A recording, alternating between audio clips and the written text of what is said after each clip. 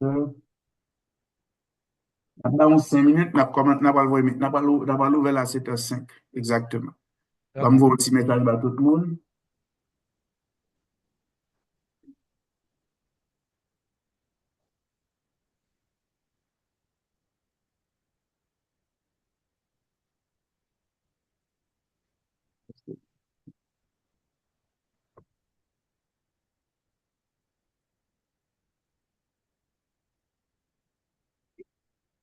Bon, une seconde.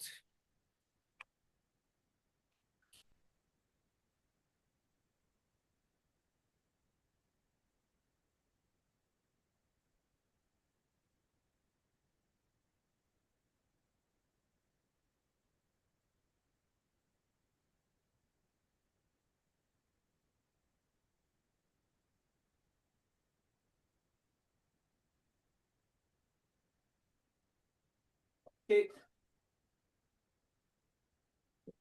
Oui. Oui. Bagay man.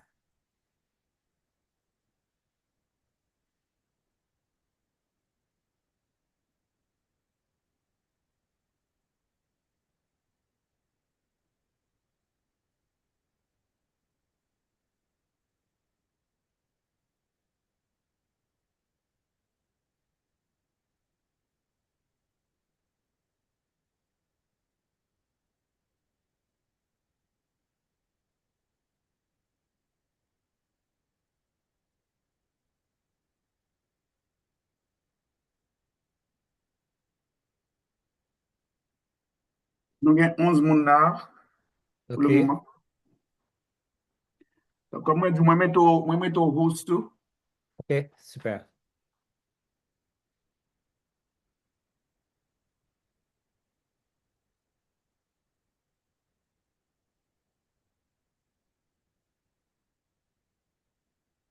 Li toujours bon nous kebe et on a dit vidéo à open Ça veut dire, et quitter et vidéo à open.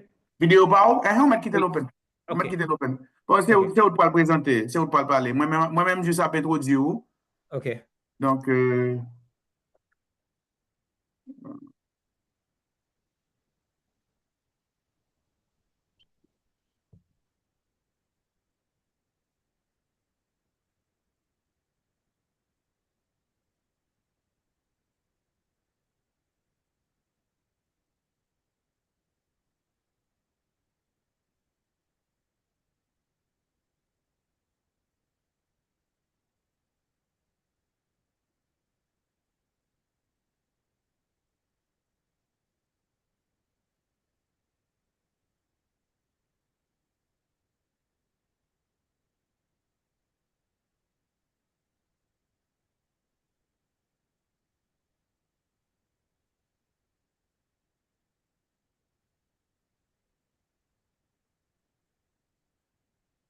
Bagen 12 moun nan aptan.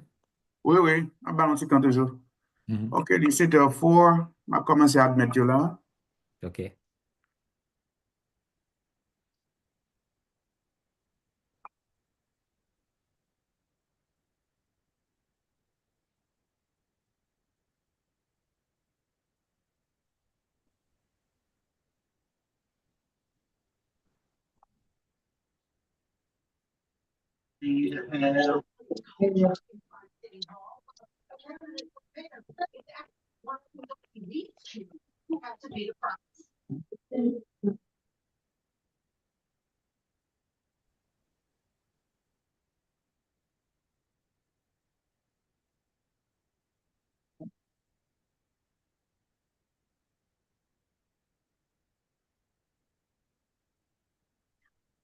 Good evening, everyone. Bonsoir tout le monde. Comment nous y est?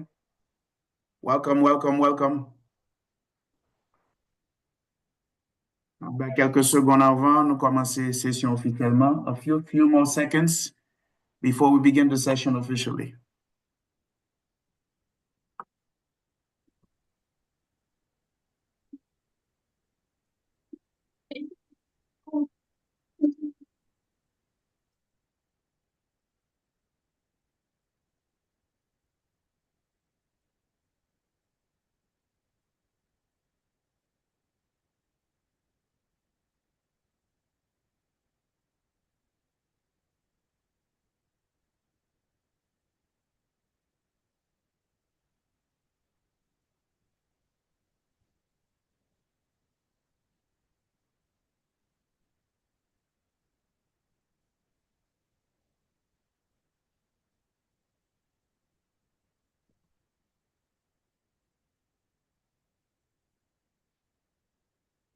Everybody see our screen?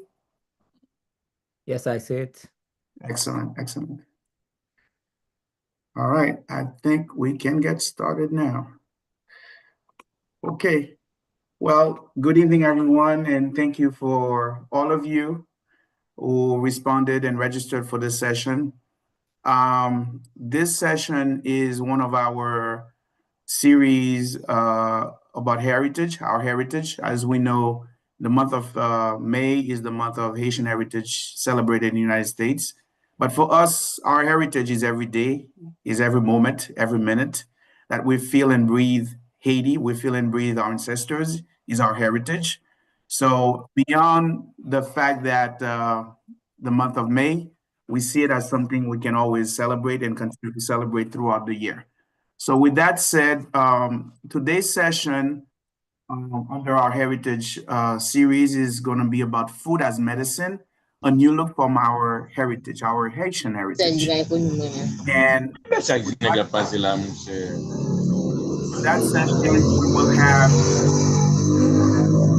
we will have someone here is speaking.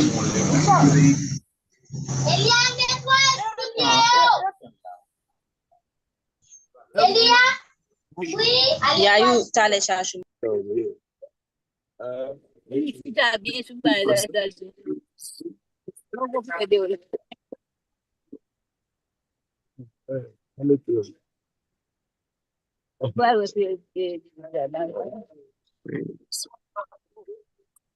I don't know. Now you have money. Honey. Oh, what's my name? Yeah, she got me working. Yeah. She heard them calling. Titi, yeah. Yeah, you guys called it again. Yeah. All right. I needed to unmute everyone, so forgive me, but please remember to stay muted during the session. So I'm going back to what we were saying from the beginning. Forgive me again. So this session is about celebrating our heritage. And as I mentioned earlier, for us as Haitian, celebrating our heritage is really every day, every moment, every time we feel and we breathe our country, our culture, our ancestors. That is essentially our heritage celebrated every day.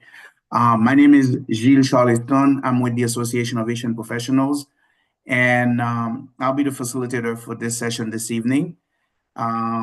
We have a very interesting conversation on this topic of food as medicine, a new look from our Haitian heritage. And the guest speaker is no one other than our good friend, colleague, Agronomist William Sinea.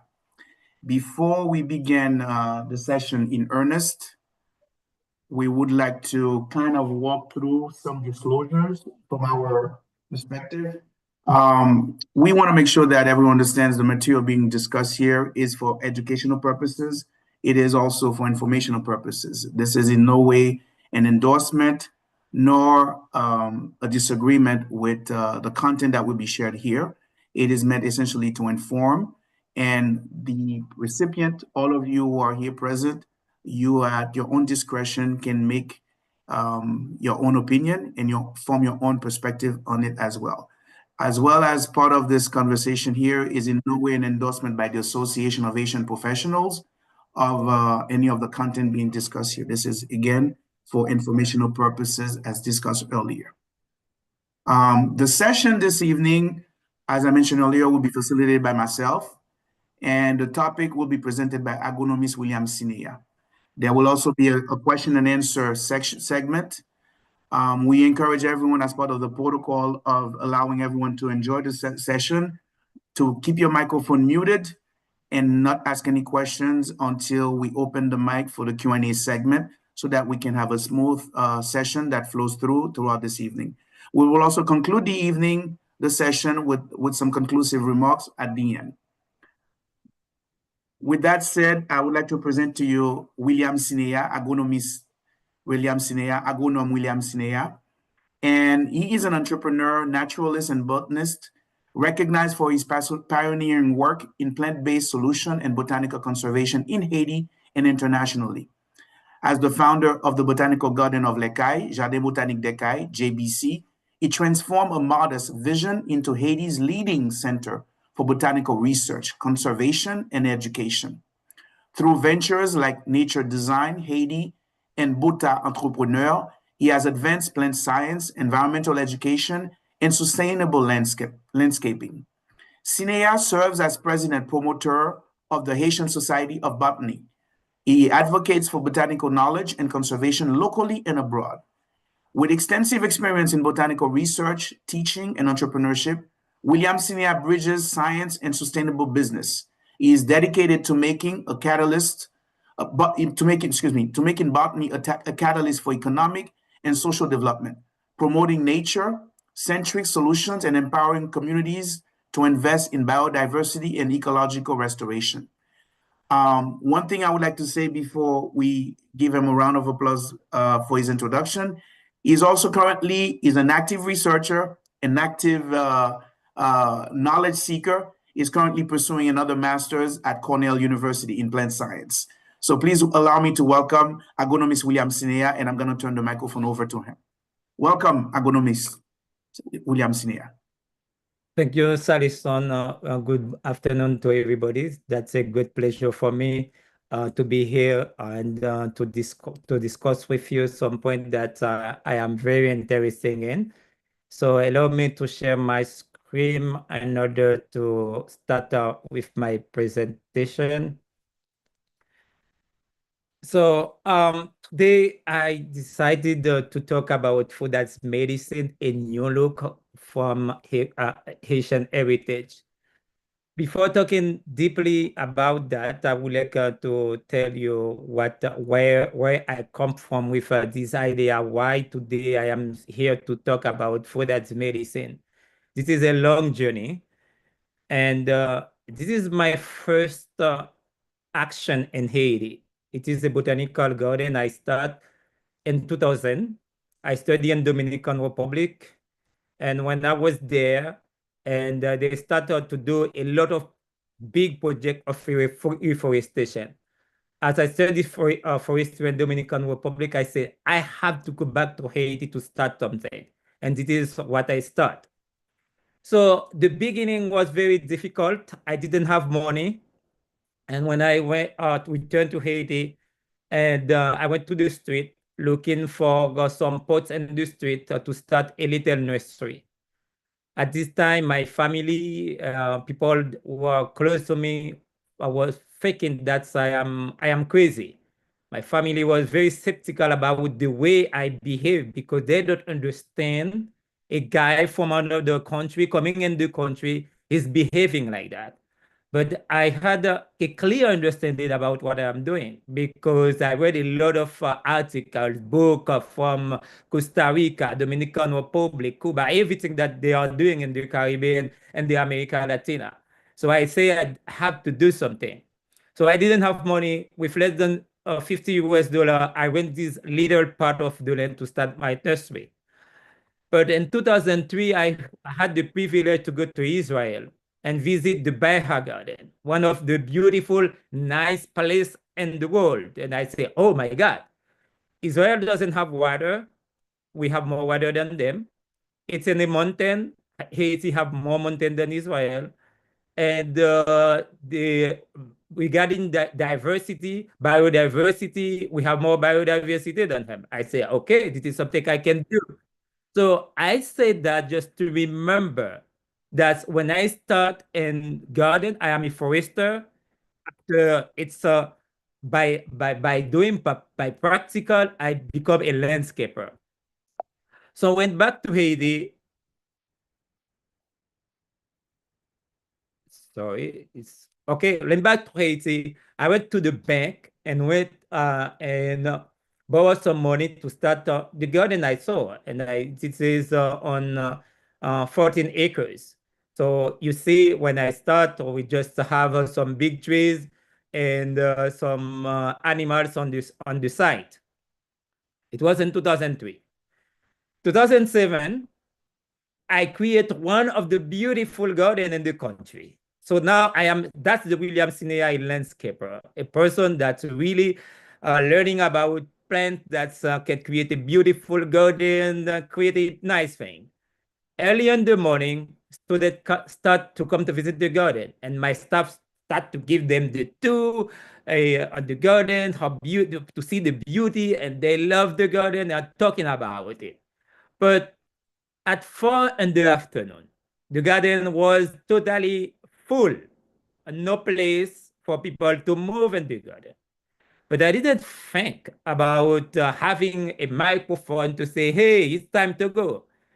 11 at night, they're still in the garden. And we cannot do anything about that. So a big rain start at 11, and they leave the garden. They leave at 11 at night. And the next day, when I went and visit the garden, they almost destroyed the garden. I took like 4 years to do it. And one day they almost destroyed it.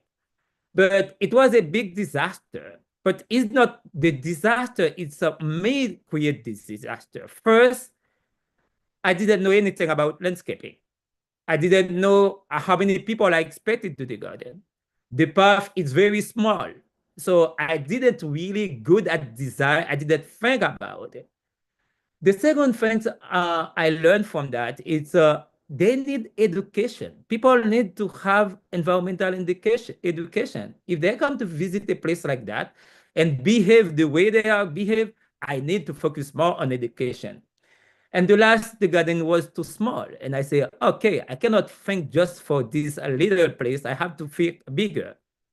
Based on that, I started to go to start learning. So William Forester passed the William Landscaper, and now I'm going to change the way I see plant, I understand plant. In 2009, I had the opportunity to have a scholarship to go to Kew Garden, one of the beautiful garden in the world. It's at Kew I start to understand what I am doing. It was a beautiful landscape I have, but at Kew, I visit Oxford Botanical Garden, Cambridge Botanical Garden, Eden Botanical Garden, and Kew, and I say, okay, I start to understand science behind plants, science behind the garden. So Kew Botanical Garden, it's a garden that have about 700 scientists working for themselves for 4 years. So I start to understand the Kew Botanical Garden cannot be a place for people just coming to visit. It must be a place where we are doing science. But after the earthquake, I have the opportunity again to go to Cornell University in 2011. And at Cornell, I start to understand the relation between a botanical garden and a university, because Cornell University has a Cornell Botanical Garden. And the president of this garden at this time was my mentor. He took like 1 week, one hour every week to teach me about management botanical garden, what is a botanical garden. So I was inspired by research, how botanical gardens support university and how university are working with botanical garden. So coming back to Haiti,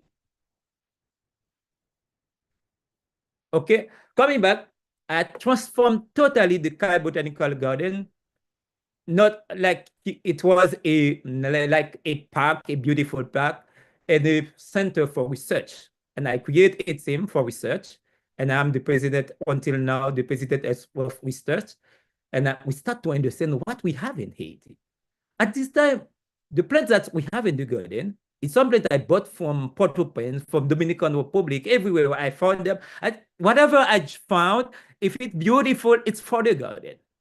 And when I went back in 2011, I start to change. I start to learn that Haiti has more than 5,600 species. Haiti is the second country in the Caribbean that's more diversity of plants. It is that time, and we didn't really know them. And now we start to go to the field and learn about them to know which one is native, which one is endemic, which one is edible. So we start doing research in 2011. So we have a department called horticulture department. When we did some research, when we bring it to the garden, the Department of Horticulture now use the plant to do the landscaping on the garden and try to see the importance of the plant. If it's a medicinal, if it's a edible, if it's a landscaping, if it's a plant that you can use to stabilize a river or to do reforestation. So we start to really collecting data to understand what we have as resources in Haiti. So we have a Department of Education as well, where we are teaching what we learn from horticulture and science to let people what we are doing. Fortunately, we have school coming to learn. We teach botany differently. When I was at school, they say, oh, the stamen, or the monocot, the dicot, all of that. Because all of them was really theoretical first, not really practical. So now we change the way they are teaching botany in the garden. We teach kids how to understand a petal, a sepal, a leaves, or a flowers. We did some research, we did some tour as well with NGO in the country to let them know what we have as a resources in the country.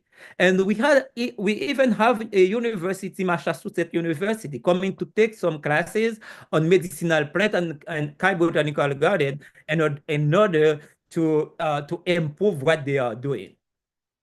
So, but something really happened bad to me in 2012 that will change my life and my understanding about plants. One of my brother, I born after him. He passed away with cancer, bone cancer. And I was really close to him and see how he suffered. And it was very painful because he's the one of the person, he was very intelligent and he inspired me a lot to learn and to become the person that I am today. 1 year later, my mom died with cancer as well, colon cancer. I was terrified by thinking, oh my God. And as I know something real randomly about genetic, if your mom and your brother have this kind of situation, and I was thinking, oh my God, I will die with cancer too. And I decided now to study about plants, medicinal plants, to understand how plants can help to have a better life. And I read this National Library of Medicine. That's a good, an important website. And I found I have information they say.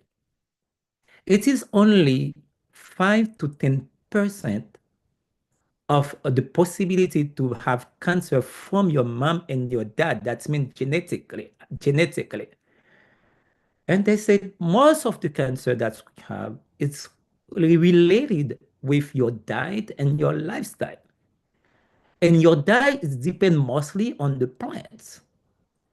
So if you try to understand what you are eating, there is a huge opportunity to prevent a lot of disease. And I decided to change. I decided to change the vision of the garden. A beautiful garden, when I start talking about plants as the beauty of the plants. And after that, I start to do research for native species, all of that. But now medicinal plants will become something very important for me. I changed the mission. The mission was to connect people with nature. And I said, it is not our mission. Our mission today is to help human being and the nature to have a better health. And I said, I want to anybody Haitian that's really connected with our plants to say, okay, I have something bad and I want to try it naturally. People are talking to us, telling us a lot of our story, the way we have to use the plant, but they don't have really scientific backup about that. And I say, I want the garden to be really a center of research, to look for the medicinal plant that we have, to know how they are using it. So ethnobotany and research become something very important for us. So I will design the garden and to understand the well-being of people.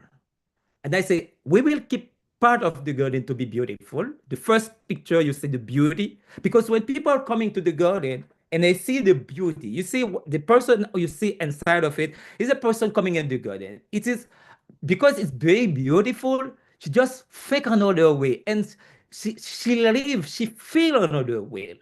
So when you feel another way, all of that play an important role in the in your health. So I want people coming in the garden. There is a place to feel, to see the beauty, but it's not really the beauty. The second part is ethnobotany.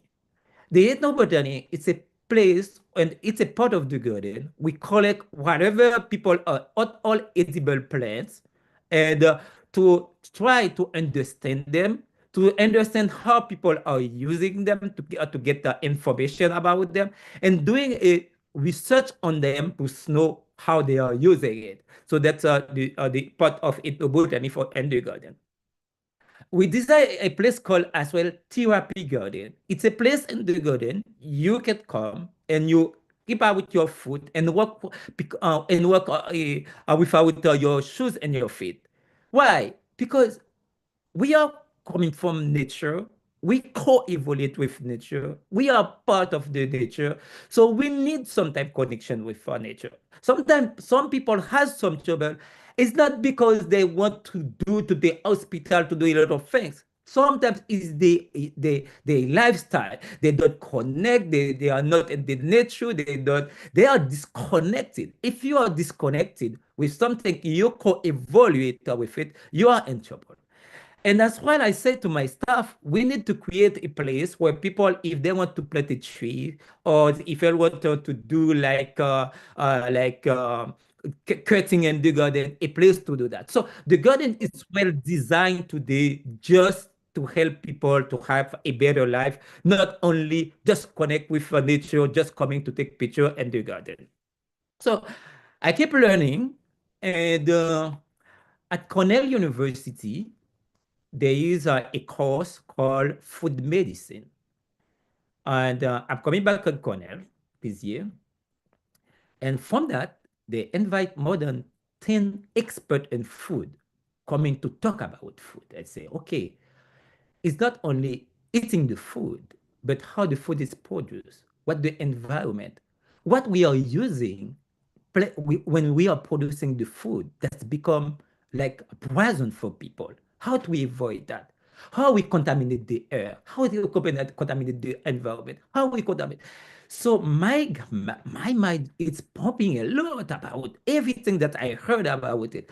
And they said now, and Hippocrates said more than 2,000 years ago, let your food to be your medicine and your medicine your food.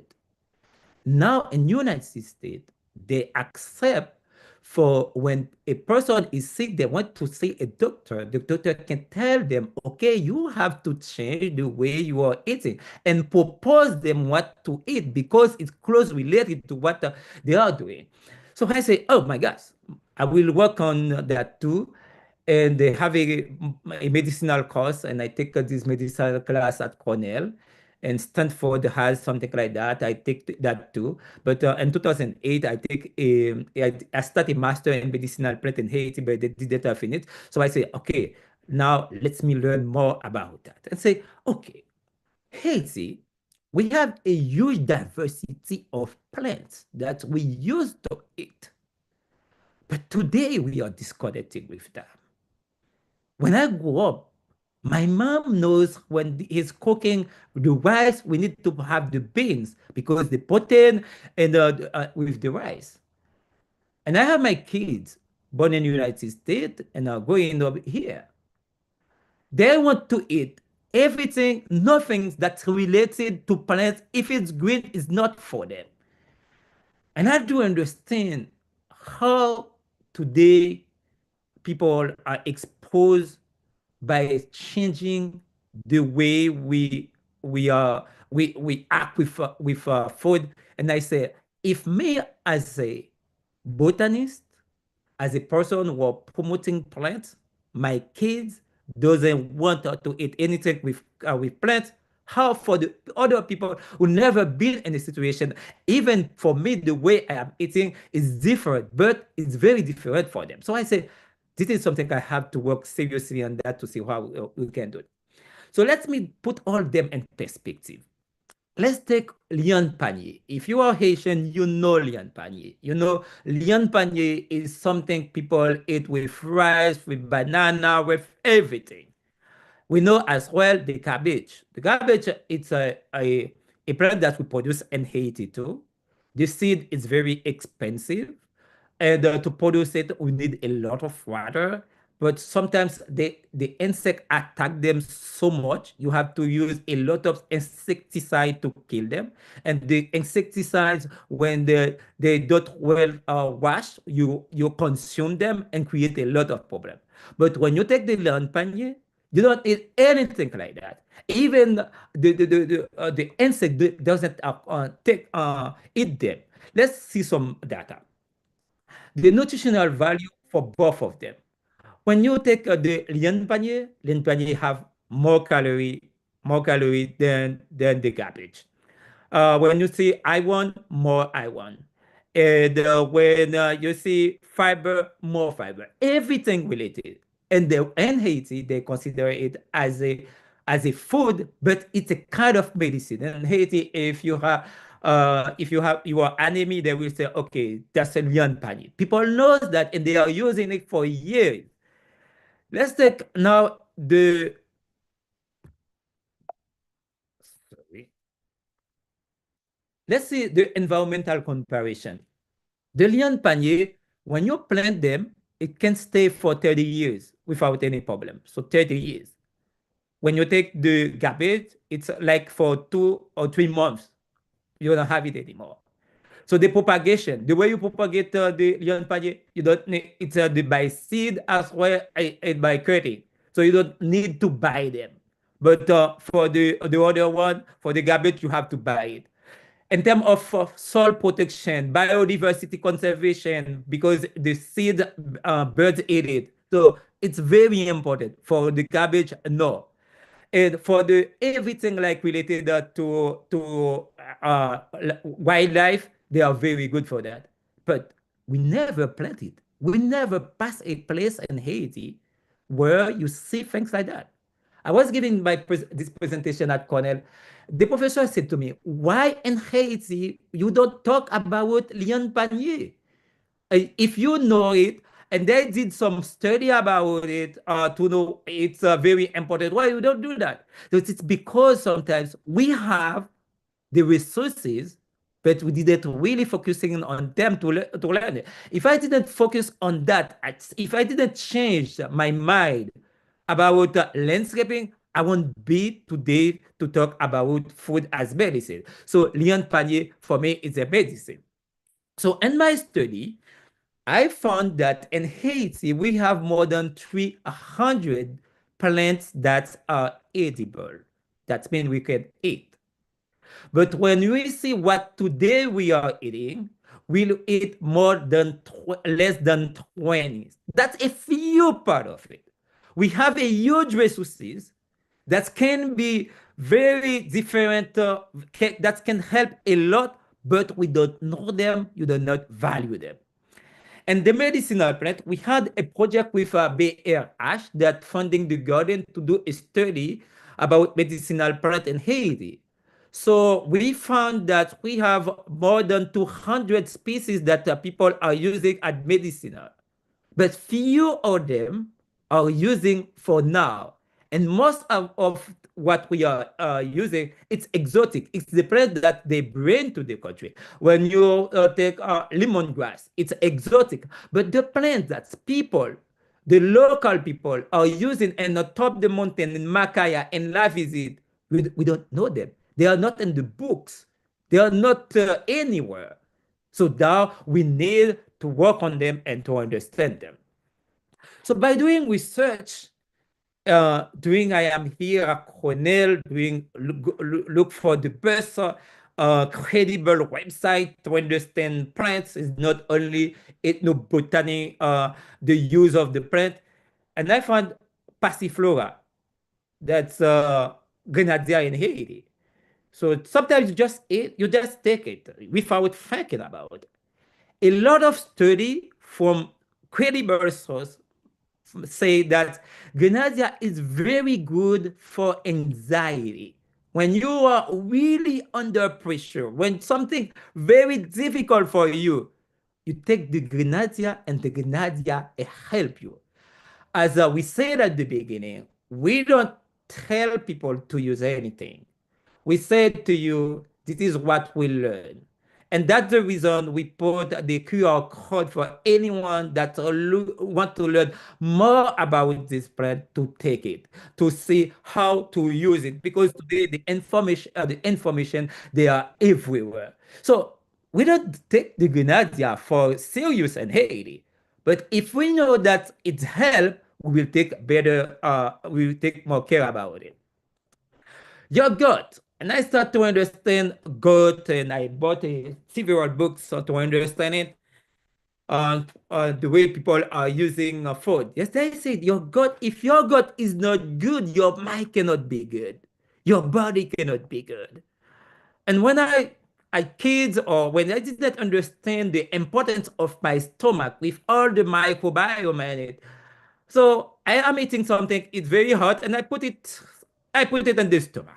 Or anything that we don't really take care. And I read some book that say if you don't take care about your gut, about what you are feeding your gut, you are in trouble. If anything happened to you, you have to understand it because you don't take care about it. And I found that this plant, Punica granuta, is a plant that they use that help the gut to feed the gut and help the gut to live better. Again, I put the QR code there for you. But I know in the coast of Haiti, we have that everywhere.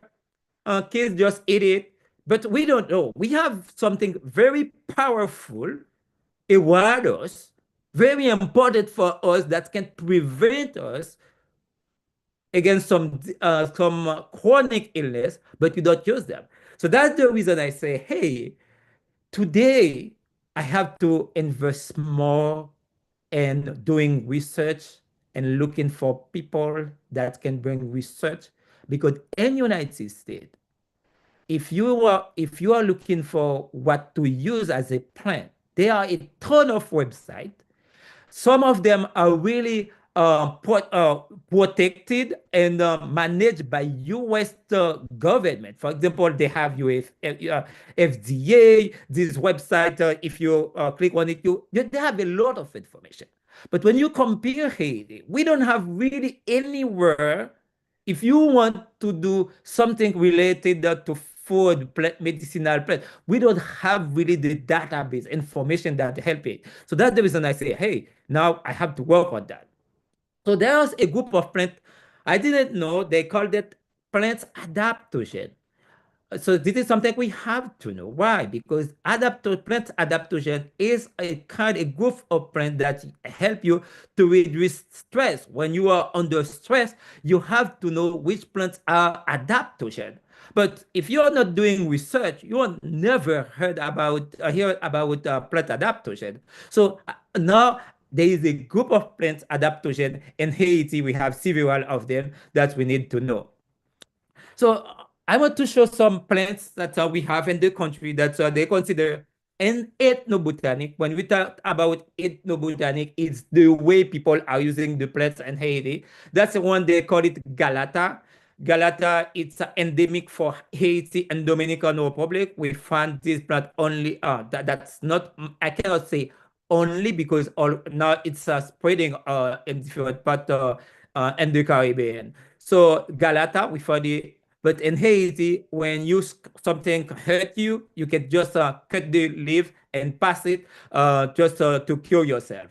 Today in Haiti is a weed. It's something people doesn't give value. But now If you want to buy one in United States or go to Amazon, you need $50 for it. This is the reason I say we have the resources. We have something incredible that nature gave us as a wealth, but by not knowing them, we don't value them. But here in the United States, they understand the importance of them. This is another plant called Amiris. Amiris, it's a plant that they use to do perfume. And in Haiti, we used to export Amiris oil. And today we almost cannot do that because we did it without thinking about conservation. That's the reason when I'm talking about plants, it's not only the plants, but why thinking about conservation of it, because you can exploit the plant and you can make it unsustainable. This is it's a species of Amiris that's endemic to Haiti. That means it is only in Haiti you find it. They call it Amiris apiculata. So now that's the reason I say, okay, if we know that and now we reproduce it, there is a huge opportunity to develop some business around it to help people to make money and help the local community to protect them and get some income for the local community. This is another plant called Tibom marron. For Haitian, it looks like Tibom, but that's not a Tibom. It's aromatic and medicinal and Pak Makaya. They use it a lot as a tea. So it's endemic in Pak Makaya. Why I said that I said endemic? It's to tell you that Haiti has about 5,600 species. More than 2,000 of them are endemic in Haiti, between Haiti and Dominican Republic. And most of them, it's mostly in Haiti. Why? Because in Haiti, we have more mountain. When you have more mountain, you have more microclimate. And when you have more microclimate, you have more diversity. So Haiti has the opportunity to have, if we want to develop our pharmacopy, we can have a special pharmacopy in the region, like Cuba, they are doing it. So that's the reason all the time when it's endemic, I want to press on it to let you know this is something very important for us. That's another plant.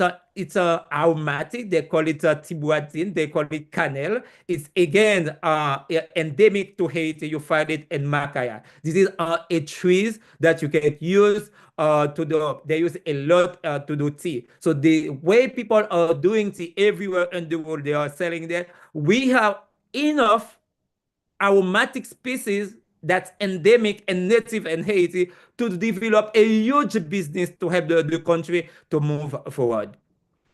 But it is not the value of the therapeutic or the use of the plant. There are some poisonous too. We have some several poisonous plants. But as a botanist, I'm studying them too, to let some people know about that, because some people are using plants to help people to have a better life, but some people are using them too to destroy the life. So if you want to involve in the natural things and using plants, you have to know plants. I see a lot of doctors, vegans, vegetarians are talking about plants. They have a little knowledge about plants because we have more than 350,000 species all over the world. So we need to understand the family of them. So for me, just see the family of the plant. I can say to you if it's poisonous or not. But even they are poisonous plants, they are very important for the medicine. People are using them to cure some heart disease. So it's not, it's the kind of the defense the plants develop, because the plants, they are very smart. In fact, they are smart. They are smart. So there are two compounds. They are the primary compound and the secondary compound. The secondary compound is everything that they put out for attracting or to defend themselves. They cannot move. They stay in a place to defend themselves. They produce some chemical compound to kill as well. So some plants are doing that. We need to know them as well. So Based on all of that, as I'm a founder of Kai Botanical Garden, and I have the privilege to give direction to Kai Botanical Garden. And my goal today, I'm almost finished with my master at Cornell University. It's really focusing on study what Haiti have as edible plants. Not Haiti. I see Sonia from Barbados with us today to discuss together. She's working seriously on that. And I know some country in the Caribbean, Cuba, Dominican Republic, we have something in common to work seriously on that to see how ethnobotany, based on science, can help people to have a better life. As I said at the beginning, one of my brother who inspired me in my life to be where I am today, he passed away with cancer, my mom. And I wanted to see how I can be a person that doing research, that's putting data out for anybody that's have a problem and to save their life. I'm working on a database, and a big database, as I see there are several of them in US and everywhere where they are putting information about plants. And I want any Haitian, I know Haitian, we love plants, we are connected, and everything, little things are just to know what to take. Some people that's not really grew up in the same way like me. When I was kid, I just have something. My mom know how to take. As most of the animals, they know how to give to the kids. And today we want to build a real database for helping Haitian to have data on what we have. At the end, I want to have a website, and the website where we can go and see the plants and learn from them. We see the articles, how people are using them, and have the scientific data to do that. So during my study at Cornell, I create a website called Beta Entrepreneurs. Beta Entrepreneur, what is for? It is for helping people who are botanists and to work with entrepreneurs to develop businesses to save a life, because we know plants can have the powerful to help the world. But today at the university, they don't teach botany anymore. And even at Cornell University, they don't teach botany, it's everywhere. And we want to help people to develop some center for plants outreach, plant education. So we have 4 people we expect to work with. It's a botanist, not botanist, any people that are related. We want to invest in plants. We want to work with them and teach them about botany and to help them to understand plants. We want university, mostly in Haiti, to have courses on botany to help the Haitian to know our plants. We want to work with the leaders like mayors in different parts of Haiti to create some medicinal garden or some botanic garden or botanical garden. And we want to work with entrepreneurs. We want to invest in plants that doesn't have knowledge and help them to get the knowledge to start the business, to contribute to the conservation, and to contribute to create a better life. Merci. Thank you so much for your attention. Charleston, I am done. Thank you so much. All right. Well, thank you so much, Agronom William Sinea, for this very enriching and very deep and profound presentation. With that said, we want to move quick into the question and answers. And there's a question that's already on the group chat, and we encourage everyone to write your questions, but we also have opportunity. You can ask a question verbally if you want. But the question I have right now, I want to direct it directly at you, Agronom Sinea. It goes as follows. There are 3 questions from the same individual, Josh Altidor. Agricultural land are now used for house development. How do you promote plants to combat climate change and restore our ecosystem? That's one question. Another question goes, I understand deforestation is a great threat in Haiti. How do you still promote edible landscape while people still cutting down trees at a rapid rate for energy? And the third question from Josh also, do you think land privatization will be the answer to stop the environmental devastation and implement all you just discussed in your presentation. So feel free to answer your questions, the question in the best of your response, Agunam Sinea. But I wanted to give all of it to you so that we can actually engage with the conversation on the next steps, please. Okay, the last one I didn't hear it very well. That's what the last one is. The last one was about land privatization. Will it be the answer to stop the environmental devastation and implement all that you just discussed in this presentation? Okay. Thank you. Thank you so much. When I did not understand what's the importance of plants, as I said at the beginning, I just thinking about it's only landscape. But when I start to understand the Caribbean or the world, the Caribbean is placed in deep in the sea. We expect to have hurricane, earthquake, and today the climate change. So in the Caribbean, the small island, we have more than 10,000 species. So this is not by accident. The coevolution, they know that to create resilience, to survive, we need this kind of species. And today I am promoting the plants that we have in the Caribbean. Most of them they are not really fast growing plants. They are slow growing. And most of the time, when projects coming to Haiti, they're just coming with fast growing plants, exotic species to bring to the country. When you take, for example, Guaiac, Guaiacum Guaiac, this is a low fast growing plant. You find them in the place where they are very dry, but this is what the nature needs for us.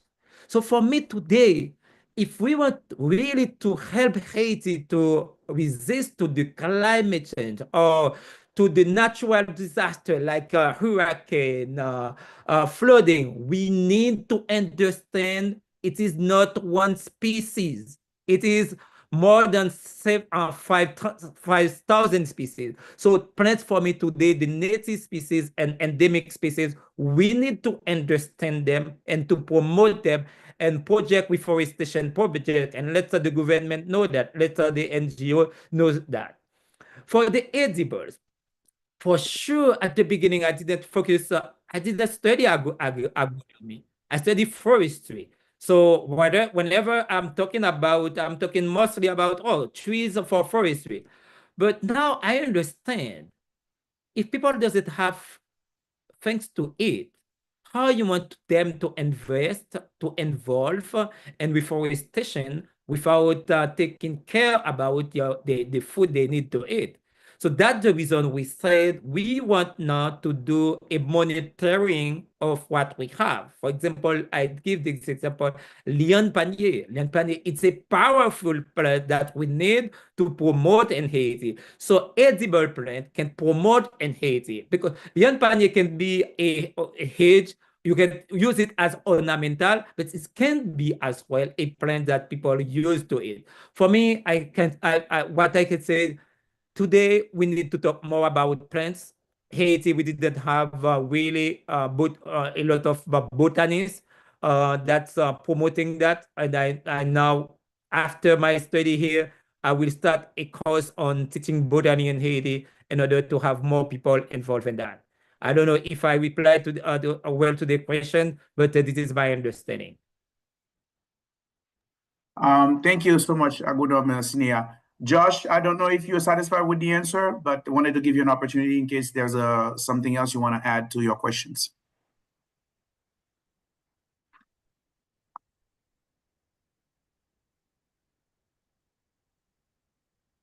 There is Sonia, a person from Barbados that said, in the Caribbean, something you have to understand. In the Caribbean, we have more than 10,000 plant species.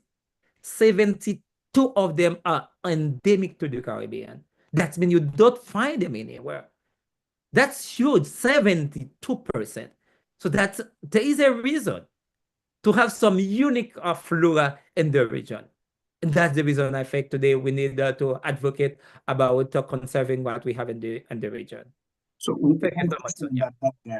Agunam Sinea, is there currently any activities or research across the Caribbean, like for example, the West Indian University that I know is in the Caribbean, across all the various universities, for example, in different countries in the Caribbean, to look at that objective. Is there any collaboration at that level between the countries, to your knowledge? Yeah, there is something called GSPC. It's Global Strategy for Plant Conservation. It's global, but in the Caribbean, we have something called Botanical Bridge. Botanical Bridge, it's a red where different botanical garden, not only botanical garden, ethnobotany, everything that's related to the garden, we discuss about plants. We meet every 2 years to have a congress. 2 years ago or last year, it was in Colombia, where we met up together to discuss about conservation, about what we have in the Caribbean. Next year, it will be in Dominican Republic, where we will discuss it together. So I am part of that, and I am part of the other Red in the Caribbean, where they are talking about botany. Very well, very well. Thank you for that answer. Any other question from anyone? Please unmute and ask your question.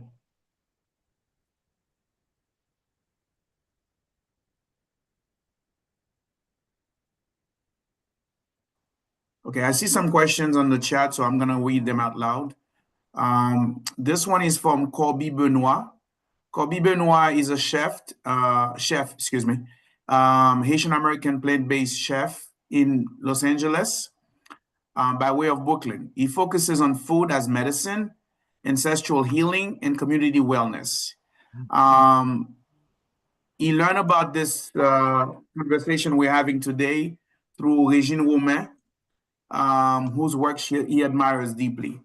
So he asked, he says he's not feeling well, so he needs to step away. He'd like to be connected, so I don't know if he left a number.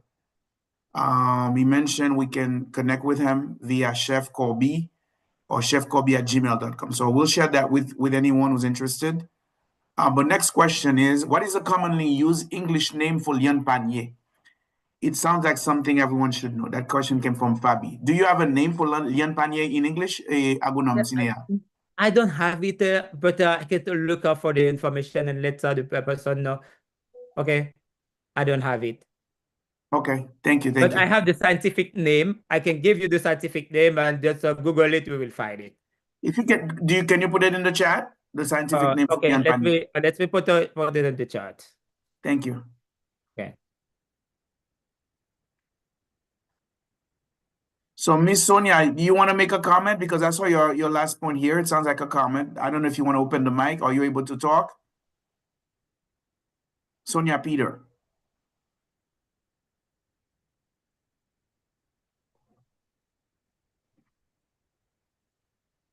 Okay, I guess she's not able to talk.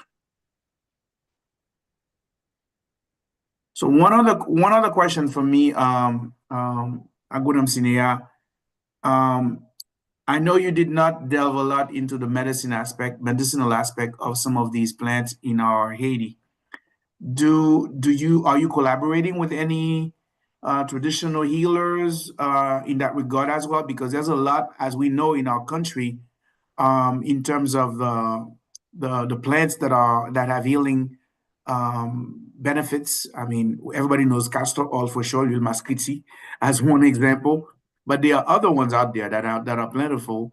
Are you doing any collaboration in that regard as well or not? As I said, that's I first thought, but I did some research and talked to the people about ethnobotany. That's the reason I used to say I am not a person that have any knowledge about how to use the plant, clinical, everything. I get the information. And I am mostly a person that study the systematic. When I mean systematic, what if we have a plan to know which family it's coming from? So I work mostly on the identification. So for now, no, but this is something I want to say that with the Ministry of Health and Haiti, Ministry of Environment, Ministry of Agriculture, to see how we can develop a real partnership to have more more guidance, because in United States, whatever you are using it, there is a protocol. They say to you how to do that. This is the kind of things I want to be part to do in Haiti. For now, no, but we think in the future we will do that. Okay, thank you. So I want to add something. It is my friend asks about the land privatization. Yes. I think yes, that can be really a powerful thing that can help the country to move forward, because I know we have several protected area, but not really protected. It is really on the paper. But if we take Thai Botanical Garden today, if we have, even we have a lot of trouble in that country, we keep Thai Botanical Garden. We don't say, okay, we don't have money, it's a difficult, so we keep doing it. So I think today, some families or from some institution can create its some area, some business or some like protected area botanical garden in order to conserve these kinds of species. I truly believe privatization of some places can make a difference. Thank you. Thank you for that. It looks like Fabi, you have a question?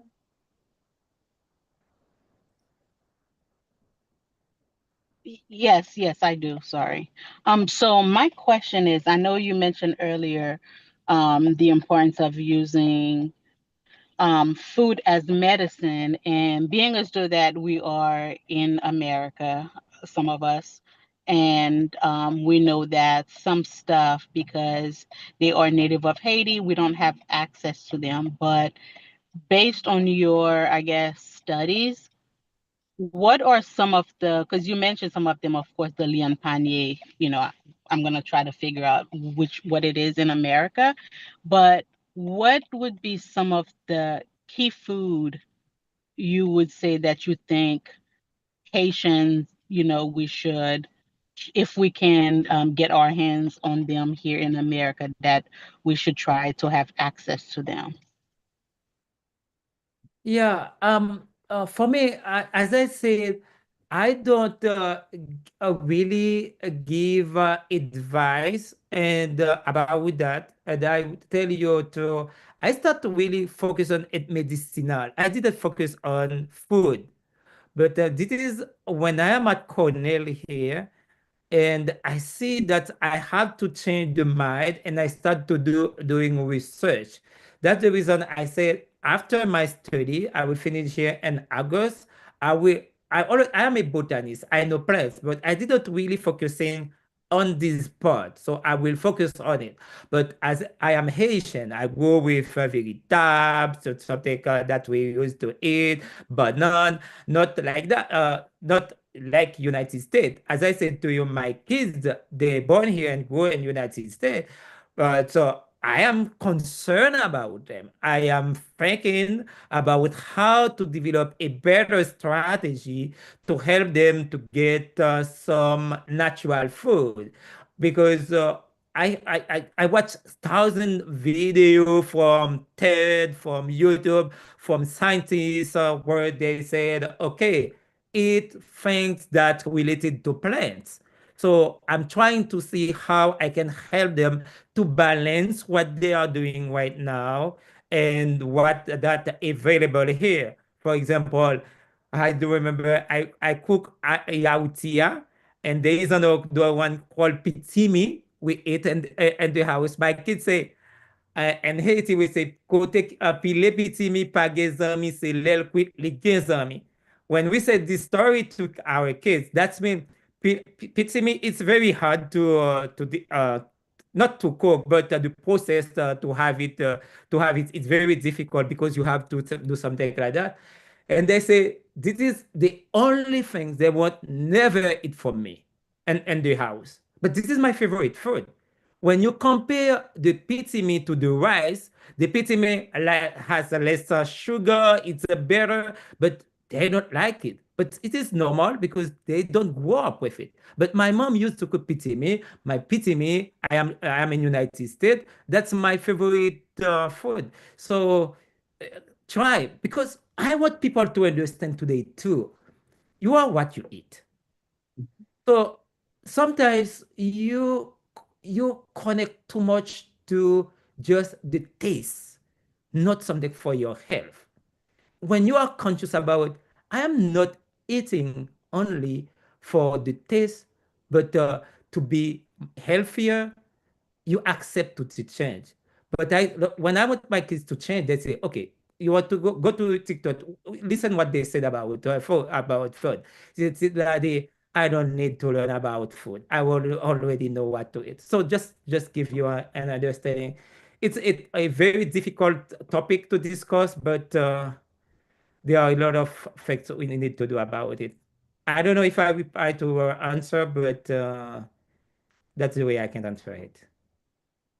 Thank you, Agunam Sinea. Fabi, the name for Liane Panier, someone posted on the chat. I think she said her name is Mimi Joseph. The English name she put for Liane Panier is Haitian basket vine. I don't know to what extent this is accurate, but that's what yes, she this is suggested. accurate. This is accurate. Okay. I yes. And you know, this is only Haitian edit, and Dominican Republic, they don't edit. I don't know, Sonia, if they are doing it in other country in the Caribbean, but it is in Haiti. But we have it in in Miami and Florida. You have it. But Yeah, you won't find it you won't find it. Yes, go ahead. Sorry. No, I was gonna say I heard about it from a friend in Haiti the other day. I've never had an opportunity yet to taste it, not to eat it. So I'm looking forward to try it one of these days. Sure. I think that's everybody knows that. Let's see. I think we may have some comments here. Thank you, William, for your excellent work and presentation. Thank you. This is from Natalie Agnon. I'm learning a lot more about our natural plants and remedies. I know you mentioned that you're working on a database, but do you think you'll ever write a book about all of our natural plants and their uses? Yes, I will have a book soon, because we did a study for BLH in Haiti about after the COVID. They asked us to do a study for the gandans and stuff about the medicinal plant that people are using. We finished with the editing, and then now we soon will have this available for people. But the way we did it is we talk about the ethnobotany, how people are using in Haiti. And after we look for much of the information paper that's right on the plant and to put it. If the plant has only, for example, 5 paper, we say, okay, this plant has only 5 paper work on it. We need to work more on this plant. So we put a background research after every plant that we study. Very good. Thank you. You have another question from Hubert Robert. Thank you, Agosinea, for this wonderful work. Do you have economic data for Liane Panier? Not really. That's a good question, because now they are selling it in the market in Haiti. So I don't have the price, but this is something we need to do. And we need to know it better when people coming to do project in Haiti, to let them know we have some plans so that we need to develop in our forestry project. And one last question we have here. Where can they buy your books, if any? Okay, it will be soon, not yet. I have a website, as I said, called Bota Entrepreneur, where I will teach botany for anybody who want to be vegan, to understand the plants, to understand the poisonous plants, or the plants that are related, plants that are aromatic. So in my website, if you just my email too, you can just send me an email, and I will put me in my database.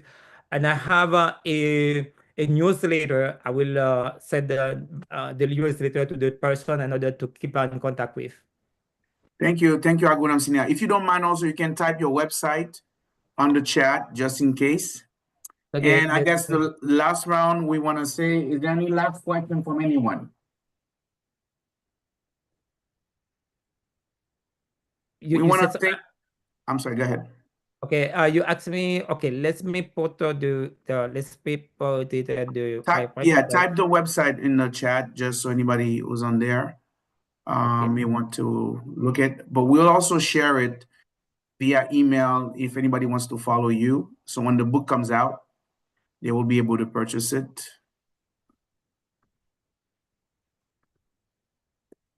Yes, I think that it's on the chat. Do you see it? Yeah. Let me see. Yes. Not yet. I don't see it. Does anybody see it? It's botaentrepreneur.com. Okay, I don't see it on the chat, but Bota Entrepreneur, is there a hyphen? Or is it It's at the website. Okay. Okay. Thank you for that. So thank you everyone for attending today's session. Some upcoming events we wanted to mention to you that the association will be having in the days ahead. We have our networking mixer. The next networking mixer will be at Giselle Restaurant in Wheaton, Maryland. And we will have actually two Haitian farmers locally in Maryland, where they will actually be talking about achieving wellness by farming your own land, farming your own food for your community. And we also have our major event, annual community cookout fundraiser, which will be the 17th edition on Sunday, June 29th from 12 p.m. to 6 p.m. So we wanted to remind everyone about those upcoming events by the association. And we want to thank you very much, Agronomist William Sinea, for your time, effort, and all you do out of love, dedication, and because you really have a passion for what you love, which is plant, which is botany, which is ensuring that the knowledge is passed down from one to another, and then we continue to grow so that, as you mentioned in the change mission of the Jardin Botanique d'Ecailles, to contribute to the wellness, the health of nature, and the health of humankind. So I think that's a very important endeavor, a very noble cause. And we want to thank you for pushing that forward. We want to thank you for collaborating with us on tonight's session. This was a very important subject, and I know it may be many more to come, but we wanted to say thank you for tonight's gathering. Thank you everyone who could attend, and please stay connected with our next events that will be coming through, whether it's a virtual or in person, and we look forward to your support and your continued collaboration with us. Thank you again, Agronome. Have a good rest evening, everyone. Good night. Thank you so much. Have a good night, everyone. Thank you. Keep in touch.